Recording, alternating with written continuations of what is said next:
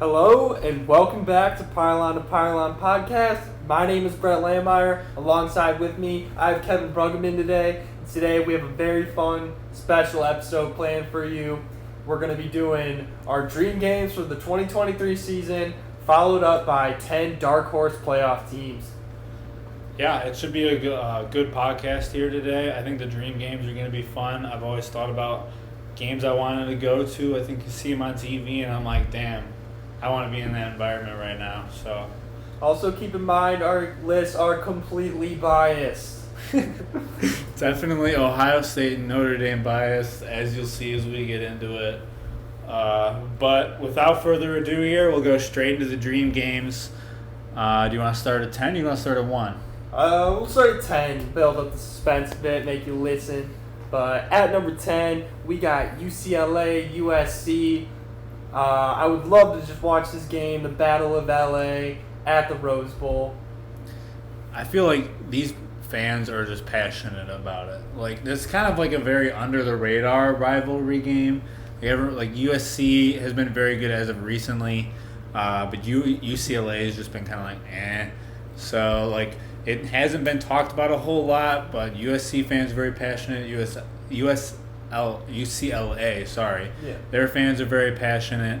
I'm a big USC guy myself, so it'll just be a fun game to go to, especially in Pasadena. A Chip Kelly, Lincoln Riley rivalry. What more could you ask for? Two offensive masterminds.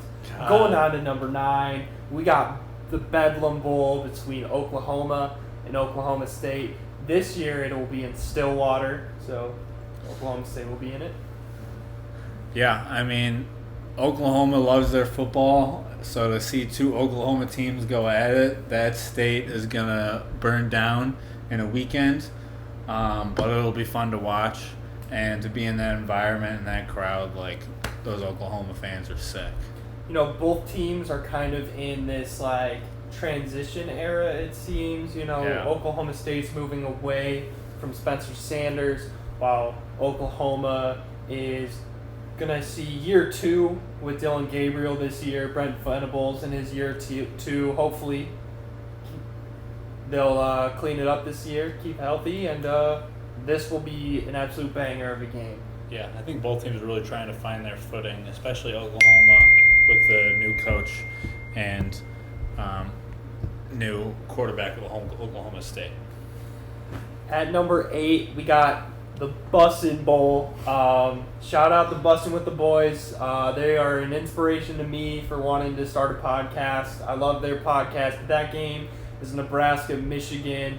I believe this year the game is at Nebraska, and I said it in another podcast how Nebraska is definitely on a bucket list place for me to go visit as the college football stadium.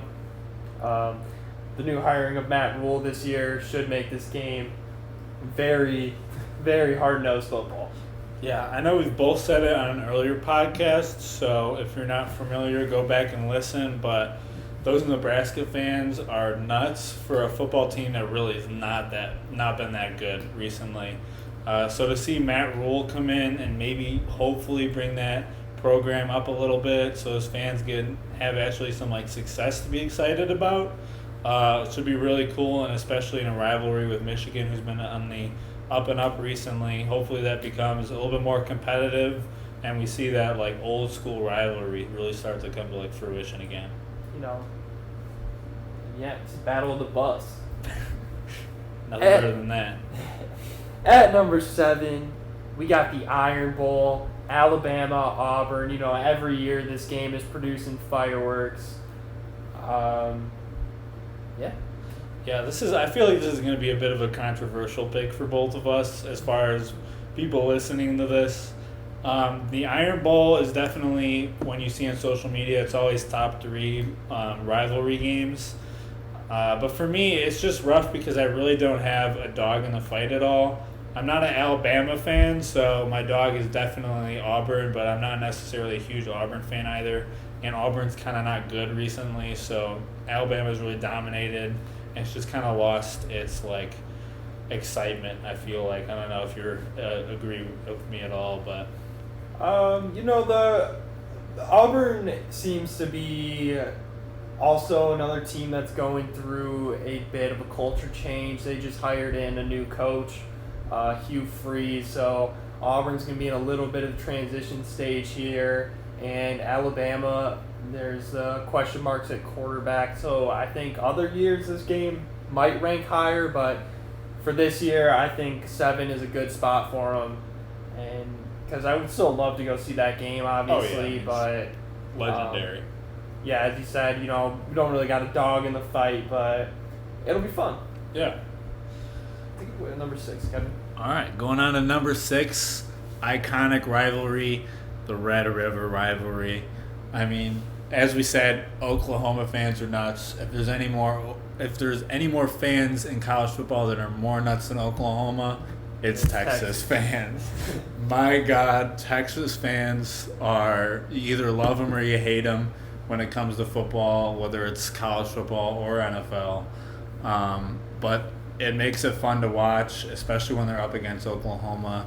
And with both teams moving to the SEC, both teams trying to become the big dog in this rivalry right now, it just makes it even more interesting. Yeah, Texas is looking like they are coming back right now, and this game is going to be played at Jerry World in Dallas, Texas, so this would be an absolute blast to be at. Hopefully this Oklahoma team can make a step. We'll be talking a little bit more about them later. Future reference, maybe. Listen to the end here. But yeah, that game, Oklahoma, Texas, love to see it. Yeah, I mean, Texas, I still am holding out, believing that they're coming back until they actually prove me that they can come back. I feel like for years now, every single year, they're like, this is Texas years to come back to make another. They're going to be another blue blood this year, and every time they kind of seem to flop a little bit. So until they prove it to me, they're still kind of an honorable mention, but they got a lot of potential for sure. At number 5, we got one of the most historic games in all of college sports, maybe in all of sports in general. We got the Army-Navy game. Every year this game is just the perfect picture of what old school football looks like. Both teams just run the ball hard. You got a packed crowd cheering on both the nation's special forces. It's an absolute blast to watch. I highly recommend watching that game any and every year. Yeah, I feel like it's just a classic rivalry game. There's a ton of hate between the two teams, but at the same time, just a ton of respect between the two teams. And, there's no such thing as, I feel like, a sore loser in this game or a sore winner. It's win or lose. You go out there, you put everything on the table, and whoever comes out the winner comes out the winner, and they respect it, and they love it, and they love that rivalry, which really makes it even more exciting for me because I hate rivalries that get very superstitial. So this very traditional old school rivalry is really sick. The way that the Army and Navy really get into it, it's amazing. Oddly enough, I don't really have a dog in this fight. I guess I'd say Army because a buddy of mine from high school went to the Army, so I'll stick with them. But even without a dog, it's a hell of a game. As you said, watch it every single year. The energy's insane. Just straight old school football, low scoring, always just, as you said, just a respectful rivalry between the teams. So enjoyable. Could definitely be higher on the list if it wasn't a game that was played every year. Yeah, if they were maybe a little bit higher ranked, a little bit better, I would say it would probably be higher on the list as well, unfortunately. But moving on to higher on the list, at number 4, we got LSU versus FSU, a game that I feel like recently has become a little bit more exciting. The rivalry has definitely been amping up a little bit, and especially this year with LSU and FSU facing off week 1, two teams that are both not necessarily dark horses, but also not favorites for the national championship and for the playoffs. Both of the teams in week 1, if they lose, they're going to be losing a lot of momentum going into the playoff conversation. So that's going to be a hell of a game week 1. Yeah, if you haven't seen the highlights from last year's game between the two teams, I highly recommend you watch it. It was one of the greatest games I feel like I've ever watched. It was so action-packed. These teams have a bit of a rivalry coming into this game because LSU lost on a blocked extra point, and so they want this win bad. But They need some revenge. And it was also in New Orleans where they played the game, so it was a bit of a home game for LSU. So they're going to be looking to turn it around. Yeah, Florida State though is also a team that looks like a powerhouse coming into this year. This game just screams fireworks, and yeah, look out for it week 1. I believe this is going to be it's the Sunday of week 1. They'll play this game. I think this is definitely my favorite game I'm looking forward to week 1 for sure. Absolutely. Even though it's a good week 1, but this is just this is above everything else. You mean two teams that, as you said, are kind of in like a bit of a playoff contention for the preseason. We're expecting these teams to be competing for the playoffs, and we're getting this matchup week 1, so this could potentially be a playoff matchup if these teams can both win out. On to number 3, we got Notre Dame USC. This one comes in a little biased for me, but I think this Notre Dame team is setting up to be one of the best that we've seen in a while, and USC has Caleb Williams. We'll be getting this game later in the season, and should be an absolute madhouse in South Bend for this one. Yeah, I think this year is especially exciting for it because you have a bit of a mixture of Notre Dame USC has been like a really historic rivalry game that's been going on every single year for years now. But now you're also getting not necessarily a new USC, but they're back in the conversation as a yearly big time team. Notre Dame has as you said, they're a new look, a new kind of Notre Dame. Their offense is going to be better and different than what you've seen. Their defense is still going to be great as always. So this is I think it's gonna be a game that comes down to the wire. I think it's gonna be two teams that are definitely at least somewhat in the playoff conversation. So coming in, what is it? Week 13 is rivalry week, correct? Or is it week 12? 13. Yeah, 13 because I'm trying to remember bye week. Yeah. But rivalry week, this is going to be a huge game. It's probably going to end up deciding at least something as far as playoff wise. So look forward to this game coming up this year. It's going to be a hell of a battle. At number 2, we got just a classic game that means a lot to me. To Kevin, you look forward to it every year as well. For me personally, I have one uncle who's an Ohio State fan and one uncle who's a Michigan fan. So every year we go out to watch the game, and it's fun to just see the banter between the two. And the game every year is just a classic. So if you didn't catch who I'm talking about, it is the game, Ohio State, Michigan. Yeah, there's a reason they call it the game, because for even outside of Ohio State and Michigan fans, just college football fans, it's literally the game. It's must-see TV. If you look at stats as far as people tuning into broadcast last year, they had I think 17.2-ish million viewers, and the next most viewed game was about 12.5 million. So that is a huge jump, and that can tell you something right there.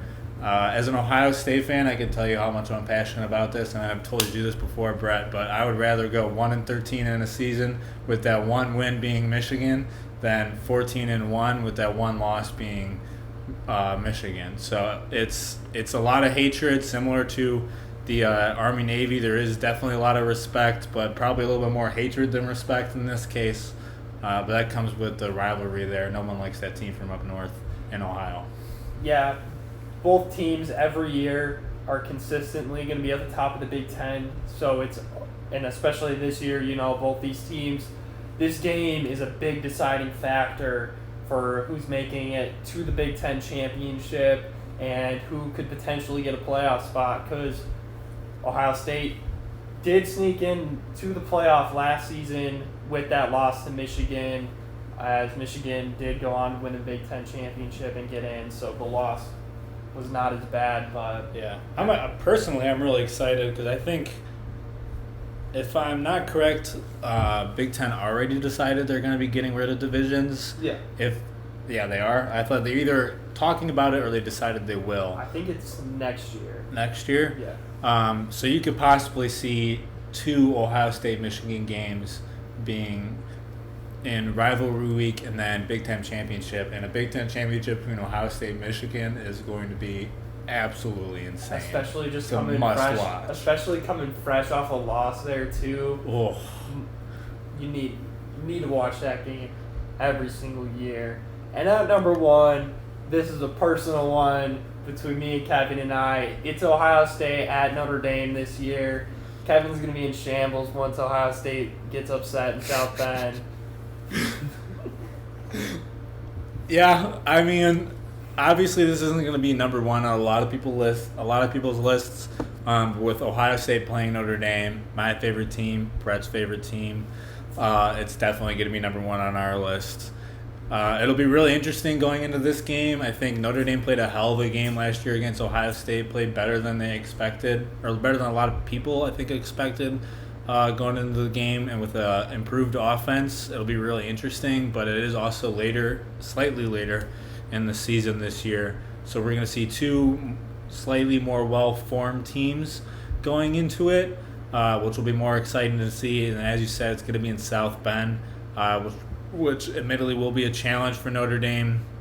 If anybody knows anything about college football, playing away, no matter what your team is, no matter how good you are, it is not easy. It'll be a challenge for Ohio State. It will definitely be a challenge for Ohio State. I don't agree. I don't think that I'll be in shambles afterwards. I think that I'll be celebrating with 1, 2, 3, 4, 5 maybe beers. We'll see. I don't know. Maybe we'll up the stakes on this game a little bit. You want to place a little wager? I might. It depends on the wager. I don't know. We could. You know what? We'll figure it out. We'll we'll talk about it later in a podcast and definitely be able to. Once the game gets a little closer, we'll have a wager plan that you guys can figure out between the 2 of us on who wins this game or not. Tune in too. We'll definitely probably meet up to watch the game ourselves. So we'll see what we'll be thinking about. Maybe we'll do a live podcast possibly. Ooh. That's definitely in the conversation. A little bit of a broadcast maybe for Notre Dame versus Ohio State. I'm sure the fans would love to see you cry. Oh. I'm sure the fans would love to see Notre Dame get beat by like 40 against Ohio State. But we'll see. We'll see. We'll see what happens. And if there's any sponsors listening, if you guys want to just send us to the game, be honored. I would love to. There's South Bend's a great place. I don't know any sponsors that Notre Dame has, but we'll drink anything. So. That's it for the top 10 games that we'd like to go to this year in 2023. On to our next segment, we got the top 10 dark horse playoff teams this year. And by dark horse, we mean a team that is a little under the radar, that could make a jump from last year and be in the conversation by the end of the year. So, you want to get right into it? Yeah, I think as you said, just to point out, like, it is difficult saying dark horse for this because dark horse means they're like not in the conversation at all. But knowing college football and how much little parity there is, obviously you're going to hear their names every once in a while. But these are teams that really aren't counted at all as national champion favorites. And threats, just in general. Yeah. Going into number 10, though, we have a team that both me and Brad have agreed is just kind of up in the air. Colorado. They're a wild card. They are. They're Absolutely. really a wild card. Like, I could see them absolutely blowing out their schedule, but also at the same time, I could see them flopping. I don't know how to grade them. I don't know what's going to happen. It's going to be really fun to watch, but it's hard to predict.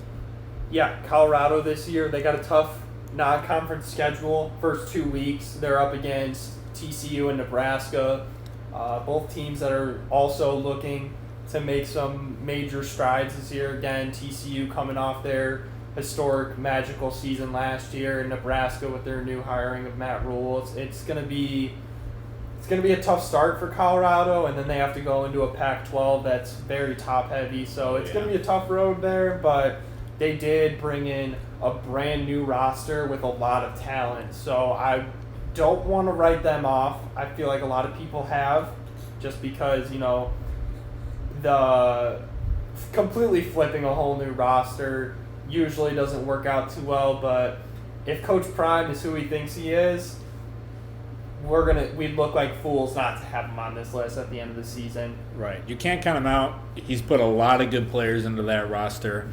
I think that Nebraska-Colorado game definitely could have been in the conversation for the dream games we just talked about, because bringing in two brand new coaches who are supposed to be revitalizing two old school programs, that's going to be a really good game. Look out for that one, week 2. Yeah, week 2, definitely a little bit of hatred there. I feel like two coaches trying to prove himself. Going into number 9 on the list, though, a team that we were very high on last year, yes. Texas A&M, an amazing recruiting class in 2022. Everybody thought they were back up into the conversation, and then they really just flopped this year. It was kind of hard to watch. It was not an ideal year for Texas A&M by any means. A lot of struggle at the quarterback position, relied heavily on the run game. Had a good defense, though. Defense kind of kept them in ball games at times.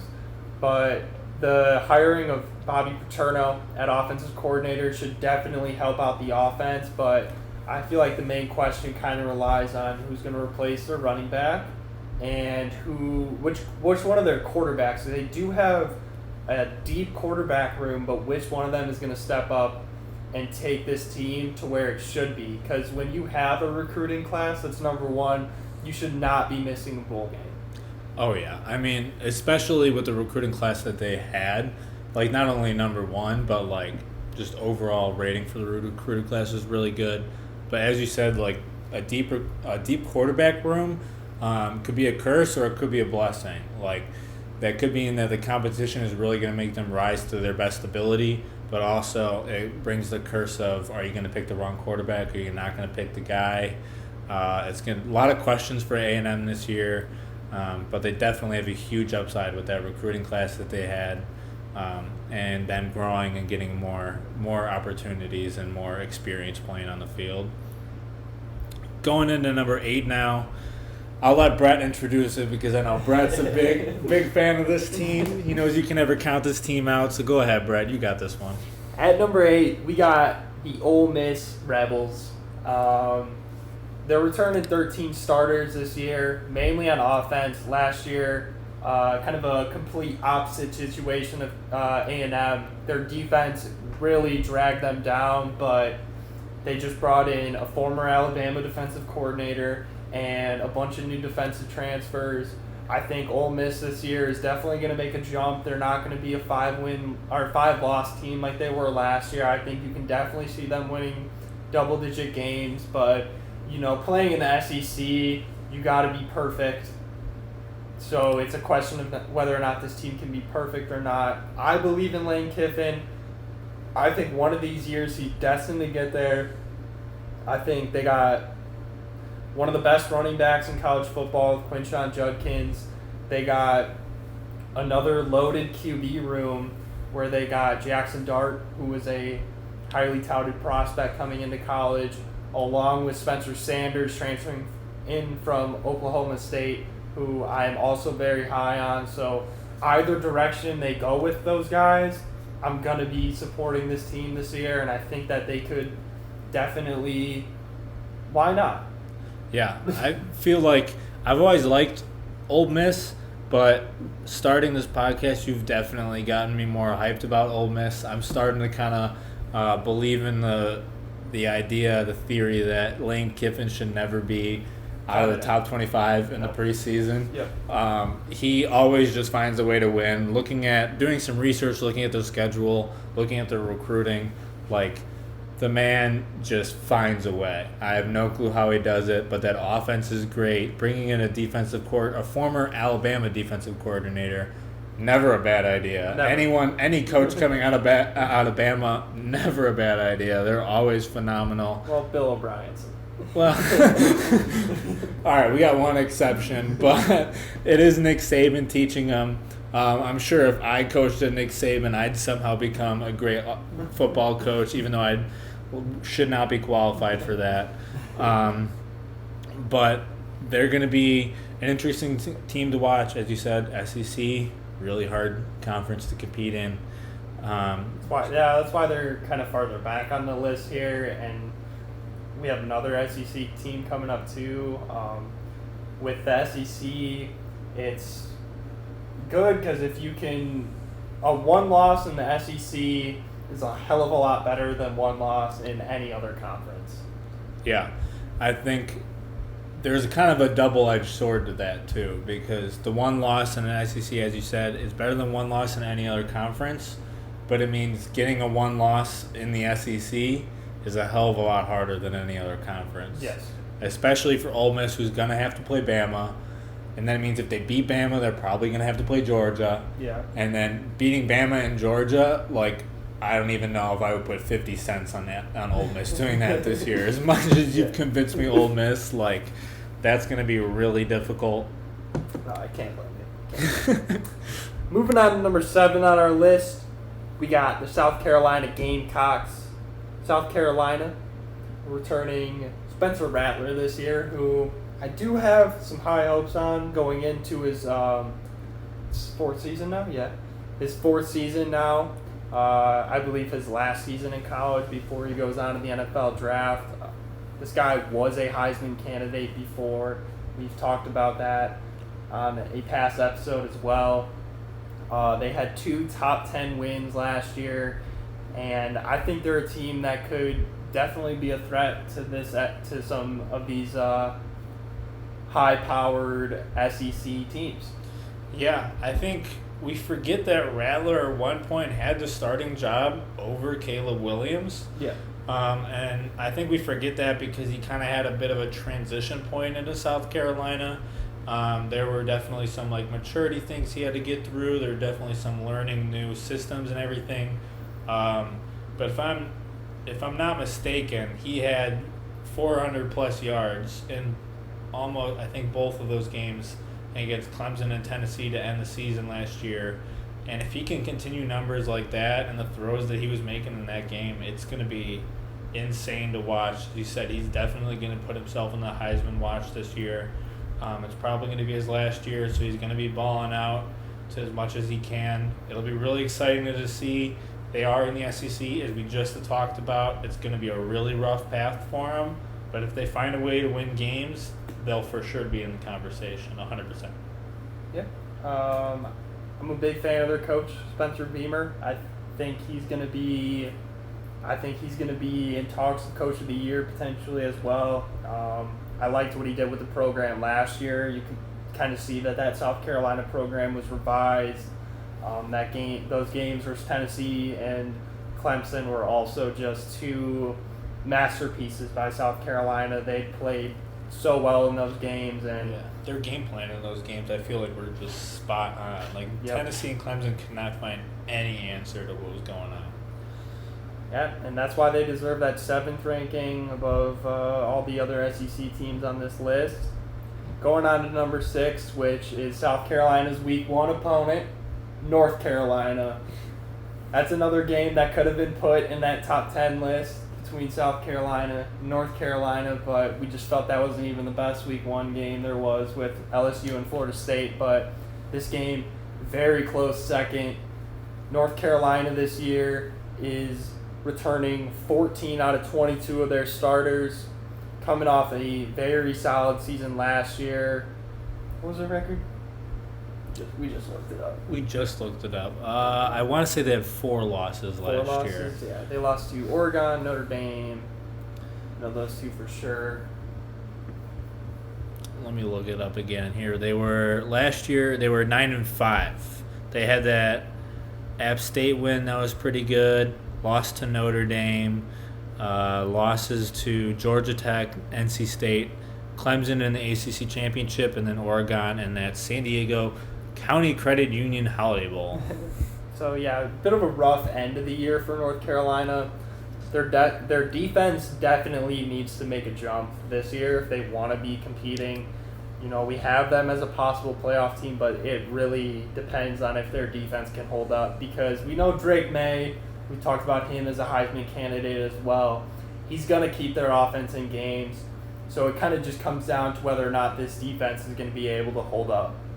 Yeah, I am always iffy with ACC teams. I feel like ACC, a lot of the top teams in the ACC will get a little bit more credit than what I feel like they may deserve. Especially UNC, they will sometimes find their way into the conversation, and I'll be like, how the hell is UNC in this conversation right now? Like, can they really stand their own against a team like Bama or Georgia? It would be interesting to finally see that come to fruition. I think Drake May is actually a really good quarterback. I'm eating my words last year when I was saying Drake May is a little overrated. Yeah. I've definitely flipped. I've seen the tape. I've seen experts talk about him. He's definitely a very good quarterback. Don't listen to me last year. I didn't know what I was talking about. Drake May is very good. So when you have him on your team, I can't necessarily count him out. And their offense is going to be really good. But it'll be interesting to see if they can maybe ride that ACC momentum, beat Clemson, and then get into a playoff spot. And you never know from there. It's a one-game elimination. You can always have a good game. Yeah, sometimes just a field goal short. Ouch. I'm sorry, I didn't mean to cover you right there. It was, what was it, 50 plus? No, Ohio State played Georgia better than anyone did last year, so you can always controversial calls. Marvin Harrison getting hurt. We didn't have some other players, but that's in the past, anyways. At number 5, we got the Oklahoma Sooners, who have been a team that had seen a lot of success in going from the Stoops to the Lincoln Riley era that they had there. They had produced 3 Heisman quarterbacks out of there. Mayfield, Murray, and then I guess Caleb Williams. Yeah, Baker Mayfield. Well, yeah. Tyler Oh, shit, Murray. yeah. And then Caleb Williams. I don't know if they can really take that Heisman since he was at USC, but that was 3 Heisman quarterbacks that went there. Oklahoma had a very tough season last year. Were beat up a lot, but year 2, I feel like we could see Brent Venables make a jump here. Dylan Gabriel, he was beat up last year, and I feel like when you have Dylan Gabriel as your quarterback, he's another guy that's going to keep you in games, and I think Oklahoma can take advantage of what looks to be a little bit weaker of a Big 12 this year.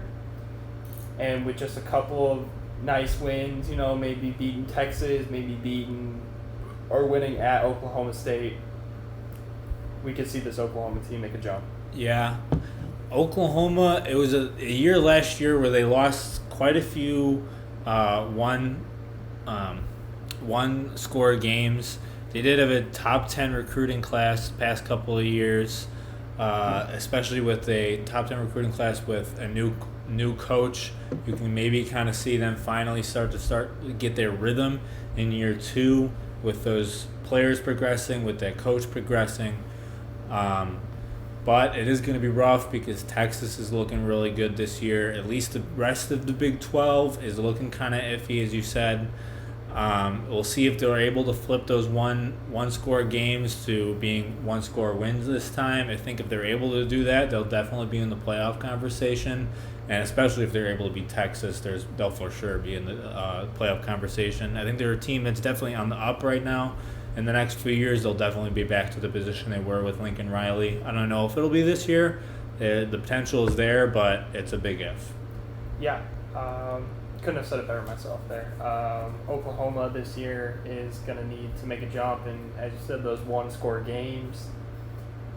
Usually we saw Oklahoma on the other side of those games when it come down to those barn burner shootout games. You see Oklahoma kind of pull those out, which last year we didn't see.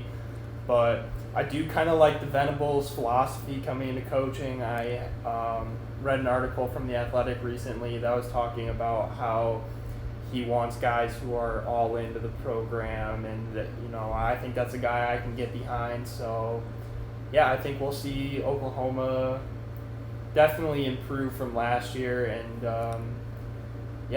with the talent they have, why not make a playoff run? Yeah, I think Venables was really he's bringing kind of a Clemson kind of culture into Oklahoma. Yeah. Which is a nice flip from Lincoln Riley, because obviously with Lincoln Riley it was a very offense-heavy shootout kind of game, and I think they're getting a little bit used to more of a defense-heavy, but that's not to say that their offense is not good at all. Yeah, with Lincoln Riley, if he could have just produced one defense that would have been able to stop a high school offense, then Oklahoma might have won a national championship in there somewhere. For sure. On to number 4, we got the Wisconsin Badgers, who are returning 15 of 20 out of 22 of their starters, which is a big plus. I feel like most teams you see generally are at 14. But Wisconsin is bringing a completely new offense in this year, which is much needed. The Graham Mertz show last year was not pretty. But God, good luck, Florida. Yeah, what do you thought? But yeah, I mean, to go along with that, Wisconsin's really flipping their identity, bringing Fickle in. But I don't mind it at all. I think it's something that they really need, especially in the Big Ten. That's really kind of been in a big arms race so far recently, where there's a lot of teams that are amping up to really compete with the SEC and become a Big Two conferences pretty much. But they are returning Braylon Allen. He's one of the lesser talked about players coming back this season, and I think he's going to have a hell of a season at running back. We've seen how Wisconsin running backs have been before. I see him as a Derrick Henry. I see a lot of similarities between him and Derrick Henry, just hard-nosed runners that are real tough to bring down. So. Yeah, I mean, he's definitely not going to come down the first time you hit him. You're going to need a second or third time. And you'll be surprised at how well he is at making cuts and moving east and west, just like Derrick Henry.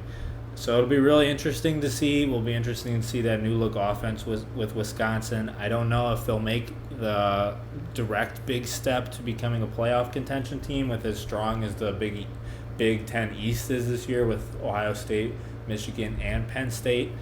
But I think they're definitely a team in the next few years could surprise a lot of people.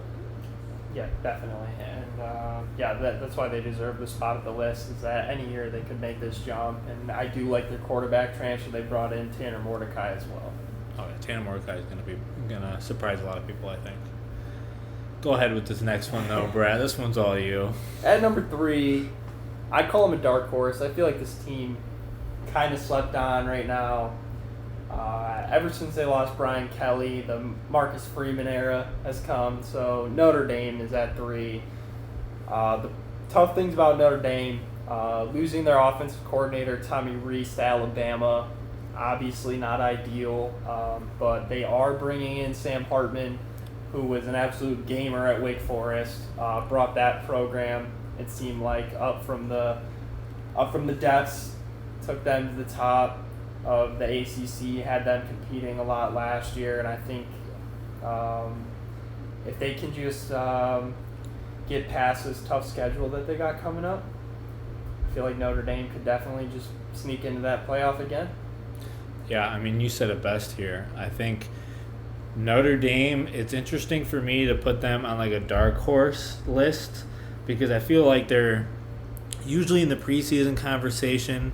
But from experience, I'm always like, is Notre Dame actually going to be a good team this year? And that comes from not necessarily a top fan of Notre Dame myself, but I have family who's also fans of Notre Dame. So I always hope that they succeed, but obviously it's no secret that they have not been the greatest against some top 15, top 10 teams recently. I think Marcus Freeman's going to change that. I really like Marcus Freeman a lot. I think that he's really going to bring in an era of Notre Dame teams that are finally going to get over that hump of beating other top 10 teams. And I think we could really see that this year come to fruition.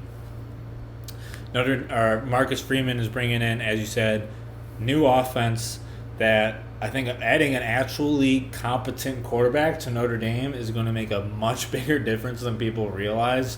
Notre Dame has not really had a big quarterback situation in a while. Their running back room's great. Their offensive line's great. Their tight ends are good. Their defense is always going to be great. It's going to be really interesting to see what they do. It's kind of always hard to say. As I said, it's with their previous history against big top teams.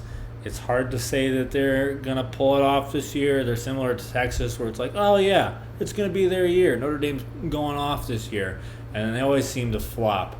But I don't know. I feel pretty confident about it. It makes me feel kind of weird that I feel pretty confident about it. But we'll see. It's going to be kind of a challenging year for them.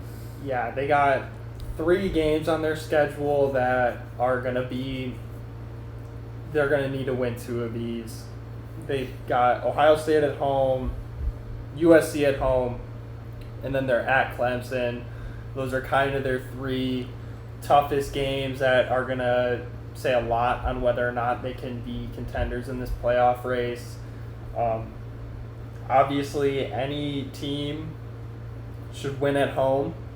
Oh, yeah. With home field advantage, Especially with the college football playoffs still being at 4, you got to win at home. So if they can pull out some big wins against 2 of those 3 teams, I think Notre Dame definitely deserves to have their name in the hunt at the end of the year. I could totally see them beating Clemson too. I mean, they pretty much dog smacked Clemson last year, and I was so glad to see it because we both hate Clemson. To be fair, DJU did start that game, and he did not play good at all. He had no answer for Notre Dame's defense. So the Cade Klubnik era could look different. Possibly. Clemson. Hoping it doesn't, but Clemson was a team we thought we could maybe throw on this list, but they just are. I feel like too high powered of a program. If they made the playoff, you expect them to be there. I feel like Clemson, at least recently, has always been a talked about team preseason. Yeah. No matter what they did last season, what their recruiting rankings are, they're always up there. So they can't really be a dark horse. Finishing it off, not finishing it off here. We're going into number 2, going into a team Brett's not a huge fan of, so I'll take it over right now. A team that has been on the brink of becoming better, but hasn't really gotten over that hump. The Utah Utes. An interesting name, but a good team for sure. A team that always seems to grind out wins. They beat USC twice last year, which is better than a lot of other people can say. They got a quarterback that's going to will them to victory every time. They're a team that I want to say is going to finally make that hump, but I feel like with coming off of 2 Rose Bowl losses, not really gaining much momentum as a program recently, it feels like it's a do-or-die season for them. They're either going to finally make that hump or they're really going to fall underneath those teams that are coming up in the Pac-12. Yeah, bringing back Cam Rising is huge for them. He's, the heart and soul of that team. They went 10-4 last year, which is pretty impressive. Regardless, as Kevin said, 2 wins against USC, which was the dominant, I think, is the pinnacle of the Pac-12. If you're beating USC, that's definitely putting you in conversation for something. Oh yeah, they literally kept USC out of the college football playoff. Yeah, which is a big thing that they could say. That's definitely a major chip on their shoulder. But yeah, this Pac-12 this year, whoever wins it definitely could deserve a spot in the playoff. And Utah's schedule is not looking to be like it's getting any easier. They got week 1 at Florida, which I do expect them to roll. but then going to Baylor at week 2 is going to be difficult, and then just playing all those Pac-12 top-heavy teams like Washington, Oregon State with DJU this year, USC. They're at USC this year, which is going to be tough. They're at UW. It's going to be a tough year for Utah, but they're a team that does find a way to win games, and if they can just put it together this year and win them all, yeah, they could definitely make a jump. Yeah, similar to Lane Kiffin, don't count Kyle Whittingham out. That man knows how to coach a team, that's for sure. At number 1, we have another Pac-12 team who I just mentioned, which is Washington. Washington this year looks to have a top 5 offense, an elite offense coming in, I'd say. Michael Penix is just out of this world. I feel like he's going to really open some eyes this year. They're also returning 14 out of 22 of their starters. They went 11-2 last year with they beat all the teams that it seemed like they should have lost to last year, which was very impressive to see. They rolled Texas in the bowl game. So this Washington team this year is looking like this could be the year that they make some fireworks and could dethrone USC and Oregon and put their name at the top.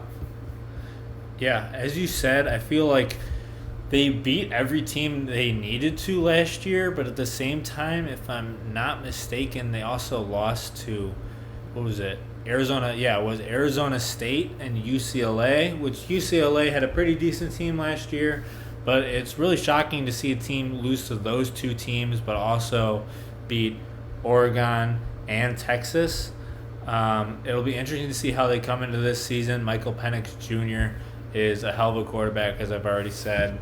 I think they'll maybe brush off those 2 rough losses. Maybe they were just sleeping those games or something. But in a top-heavy Pac-12 conference, as we mentioned before, it's going to be hard to win out and stay undefeated, or at least stay with 1 loss with a team like Oregon and a team like USC. I find it hard to see Washington be undefeated or even just 1 loss, but at the same time, I would not bet against them. Yeah, it looks like this could be. I feel like they're one of the, from what I've seen off social media, they're kind of the new team that everyone's going to be looking at this year, and I think they definitely deserve this 1 spot as a team that can definitely make that push from an unknown place. Yeah, I'm hoping College Game Day goes over there at least once, or at least covers one of their games, whether it's home or away this season. Kind of put them on the map a little bit more as far as mainstream-wise. But there is a lot of experts talking about them, a lot of college football fans talking about Washington. Their offense is amazing, and college football offense kind of rules. So if you have an offense that's going to blow everybody out, they can win, I think, really any shootout they get into. So it's going to be really interesting to see how their season fares out. All right, guys, that's all we got for you today. I want to thank all of you for listening. Like, subscribe, comment, ideas, thoughts, anything to help out the podcast. If you want to talk college football, you can reach out to us on Twitter at Pylon2Pylon Pod. DMs are open. If there's anything you'd like to see, please let us know. And once again, thanks for listening. Yeah, thank you guys. Please, again, to reiterate, comment, give us ideas, put questions down there. We could even do a segment in a podcast where we just go over straight questions in the podcast or in the comment section. And I think you guys would really love to see us answering your questions, us to see what we have to say about it. So put them down there, like, follow, post, repost, whatever you got to do. Love the help, love the support. Thank you guys for listening.